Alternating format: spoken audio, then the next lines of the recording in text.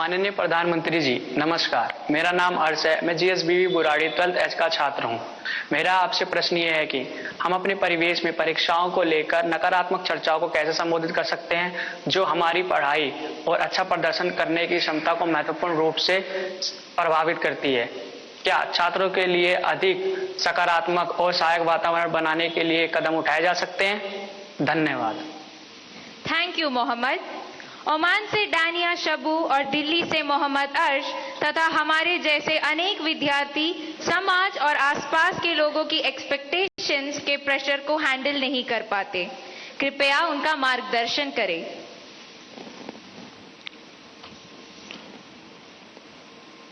शायद मुझे बताया गया कि ये परीक्षा पे चर्चा का 7वां एपिसोड है और जितना मुझे याद है मैंने देखा है कि ये प्रश्न हर बार आया है और अलग अलग तरीके से आया है। इसका मतलब ये है कि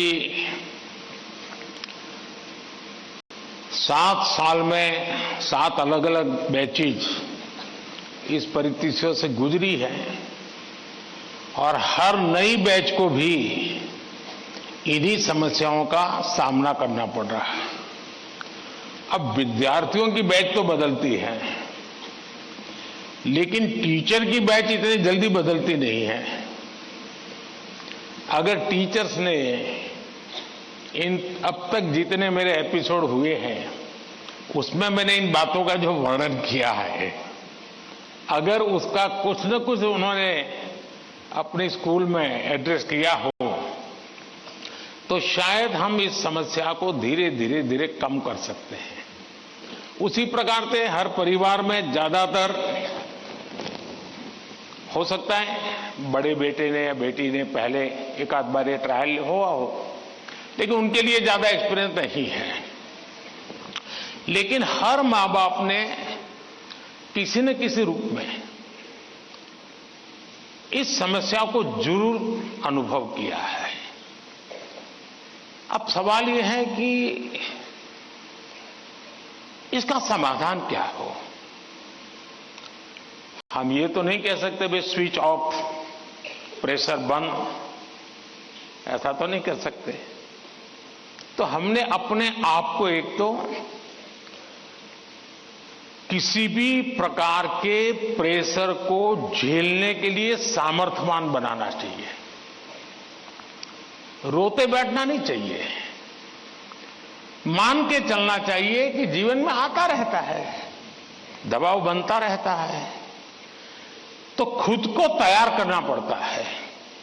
अब जैसे कभी आप उस स्थान पे जाते हैं जहां ठंड ज्यादा है और आप किसी गर्म इलाके में रहते हैं तो आप मन को तैयार करते हैं कि आज अब मुझे 3-4 दिन के बाद ऐसे इलाके में जाना है जहां ठंड ज्यादा है।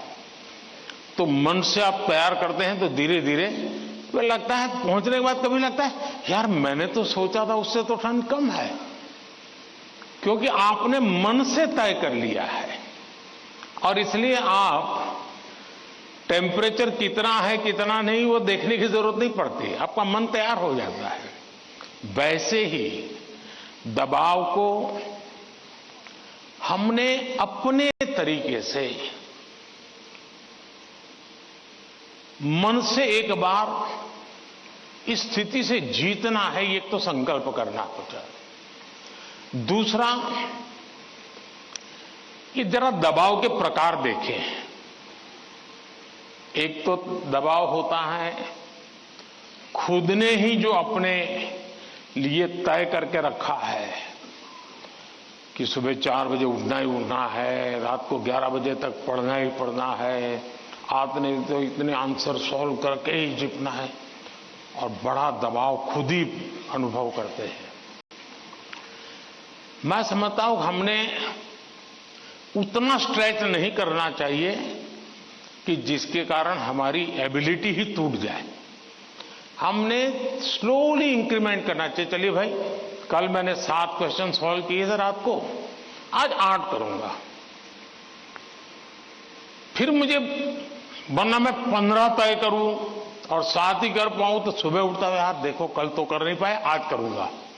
तो एक खुद भी दबाव के प्रेशर पैदा करते हैं। हमने इसको थोड़ा साइंटिफिक तरीके से कर रहे हैं। दूसरा, माँ बाप प्रेशर पैदा करते हैं, ये क्यों नहीं किया, वो क्यों नहीं किया, क्यों सोता रहा, चलो जल्दी उठते नहीं हो, पता नहीं एग्जाम है। और यहां तक कहते हैं, देख वो तेरा दोस्त क्या करता है, तू क्या करता है। ये सुबह शाम जो कमेंट्री चलती है, रनिंग कमेंट्री, और कभी मां थक जाती है तो पापा की कमेंट्री शुरू होती है, कभी पापा थक जाते हैं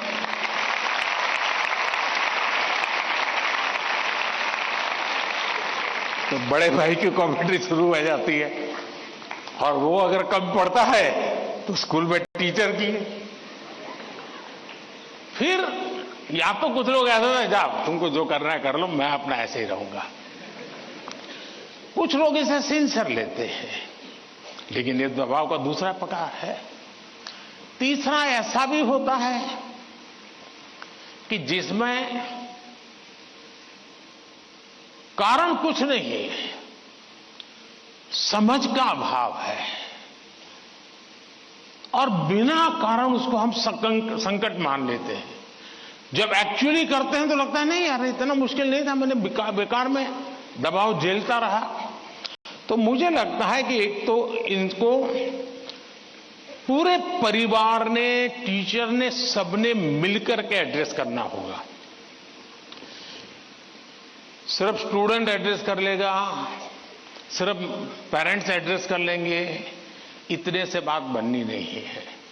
और मैं मानता हूं कि ये लगातार परिवारों में भी बातचीत होती रहनी चाहिए। हर परिवार ऐसी स्थितियों में कैसे हैंडल करता है उसकी चर्चाएं होनी चाहिए। उसकी एक सिस्टमेटिक थियरी के बजाय हमने धीरे धीरे चीजों को इवॉल्व करना चाहिए। अगर ये इवॉल्व करते हैं तो मुझे पक्का विश्वास है कि हम इन चीजों से बाहर निकल के आते हैं। धन्यवाद।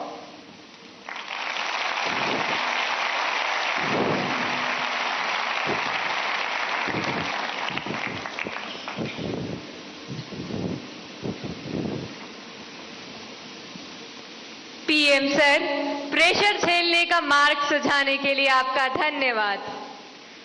वीर सावरकर के बलिदान के साक्षी एवं अनुपम प्राकृतिक सौंदर्य के लिए प्रसिद्ध अंडमान निकोबार द्वीप समूह से एक अभिभावक भाग्य लक्ष्मी जी हमसे वर्चुअल माध्यम से जुड़ रही हैं।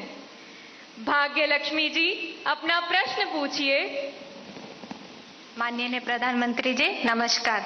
एक अभिभावक होने के नाते मेरा आपसे सवाल है कि छात्रा पर जो पीर प्रेशर रहता है, जो कि एक तरह से दोस्ती की सुंदरता छीन लेता है और छात्राओं को अपने ही दोस्तों के साथ प्रतिस्पर्धा करा देता है, उस पर आपकी क्या राय है? कृपया मुझे समाधान दें। धन्यवाद।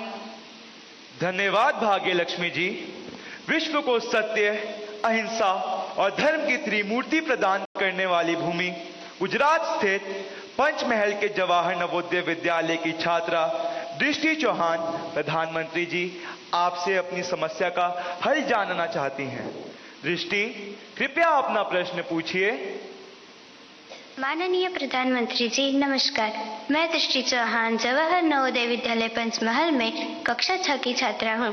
मेरा आपसे यह प्रश्न है कि कभी कभी परीक्षा के प्रतिस्पर्धी माहौल में दोस्तों के साथ प्रतिस्पर्धा भी अधिक दबाव पैदा करती है। कृपया सुझाव दें कि इससे कैसे बचा जा सकता है। आप मुझे इस पर अपना मार्गदर्शन प्रदान करें। धन्यवाद सर। धन्यवाद दृष्टि।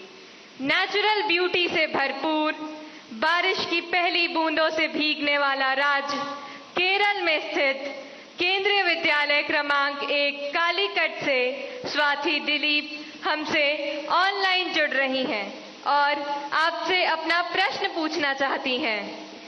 स्वाति, कृपया अपना प्रश्न पूछिए। Namaskar, Honorable Prime Minister, sir. I am Swati Dilip, a class 11 student from PM Sri Kendriya Vidyalaya number 1 Calicut of Ernakulam region. Sir, could you please guide us on how, in this competitive world, we can avoid unhealthy and unnecessary competition, and also how to not take peer pressure into our heads. Thank you, sir. धन्यवाद स्वाति। प्रधानमंत्री जी, कृपया भाग्य लक्ष्मी जी, दृष्टि और स्वाति द्वारा पूछे गए प्रश्नों में पीयर प्रेशर और कंपटीशन से होने वाली चिंता तथा इसके कारण रिश्तों में आने वाली कड़वाहट से कैसे बचें, कृपया मार्गदर्शन कीजिए।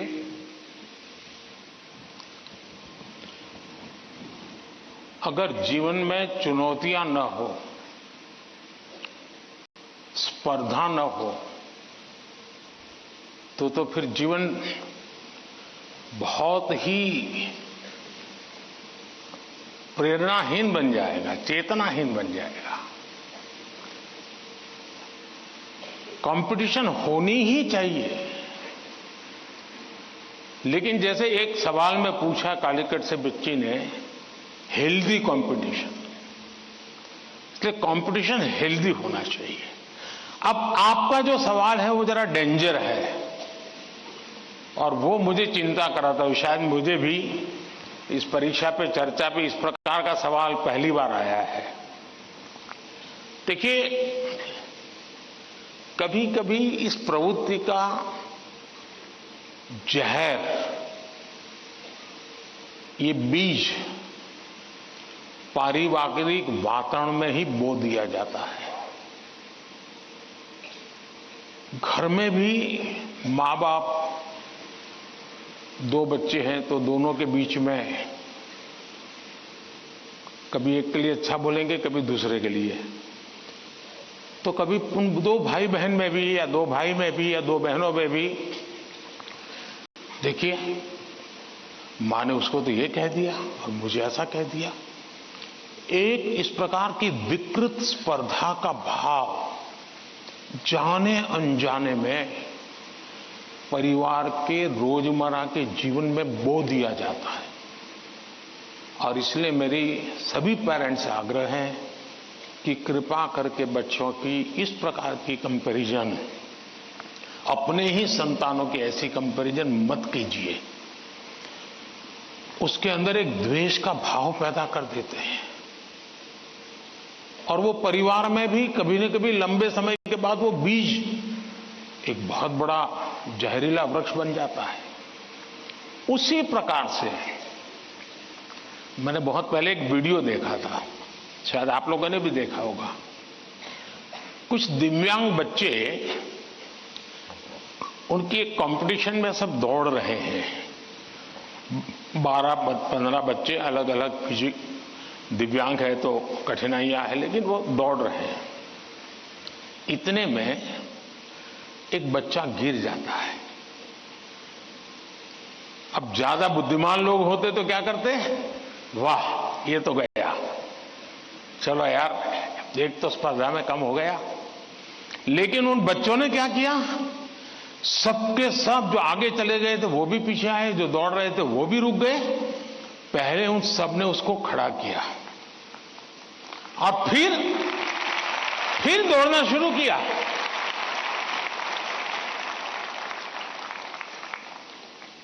सचमुच में ये वीडियो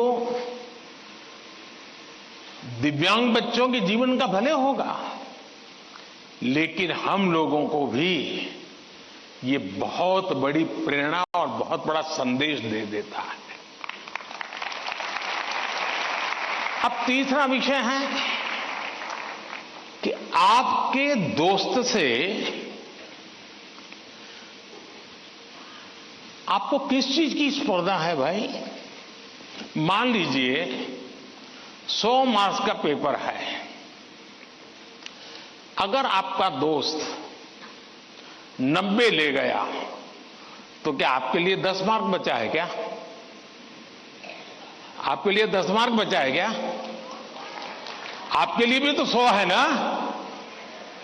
तो आपको उससे स्पर्धा नहीं करनी है, खुद से करनी है। खुद से करनी है कि वो 100 में से 90 लाया, मैं 100 में से कितना लाऊं। उससे द्वेष करने की जरूरत ही नहीं है। एक्चुअली तो वो आपके लिए इंस्पिरेशन बन सकता है, और अगर यही मानसिकता रहेगी तो क्या करेंगे आप? अपने से तेज तर्रार व्यक्ति को दोस्ती नहीं बनाएंगे। आप ऐसे जिसकी कुछ चलती नहीं बाजार में उसी को दोस्त बनाएंगे और खुद बड़े ठेकेदार बन के घूमते रहोगे। सचमुच में तो हमसे प्रतिभावान दोस्त ढूंढने चाहिए। हमने जितने ज्यादा प्रतिभावान दोस्त मिलते उतना हमारा भी तो काम बढ़ता है, हमारा स्पिरिट भी तो बढ़ता है। और इसलिए कभी भी हमने इस प्रकार का ईर्ष्या भाव कतई ही अपने मन में नहीं आने देना चाहिए। और तीसरा, मां बाप के लिए भी बहुत बड़ा चिंता का विषय है। मां बाप हर बार अपने बच्चों को कोसते रहे, देख तू खेलता रहता है, देख वो किताबें पढ़ता है, तू ये करता रहता है, देख वो पढ़ता है, यानी वो भी हमेशा उसी का उदाहरण देते हैं। तो फिर आपके दिमाग में भी यही एक मानदंड बन जाता है।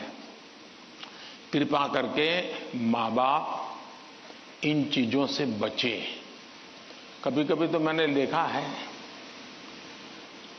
कि जो मां बाप अपने जीवन में ज्यादा सफल नहीं हुए हैं, जिनको अपने पराक्रम, अपनी सफलताएं, अपनी सिद्धियों के विषय में दुनिया को कुछ कहने को नहीं है, बताने को नहीं है, तो वे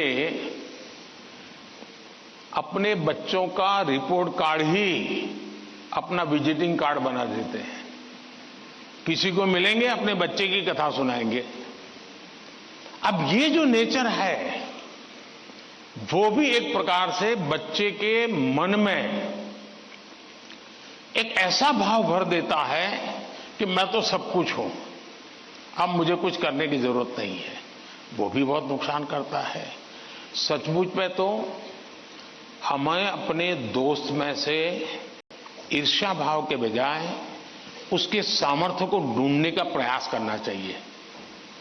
उसके अंदर अगर मैथमेटिक्स में एक्सपर्टाइज है, मेरी कम है, मेरे टीचर से ज्यादा अगर मेरा दोस्त मुझे मैथमेटिक्स में मदद करेगा तो वो मेरी साइकी समझ करके करेगा और हो सकता है मैं भी उसी की तरह मैथमेटिक्स में आगे जाऊंगा।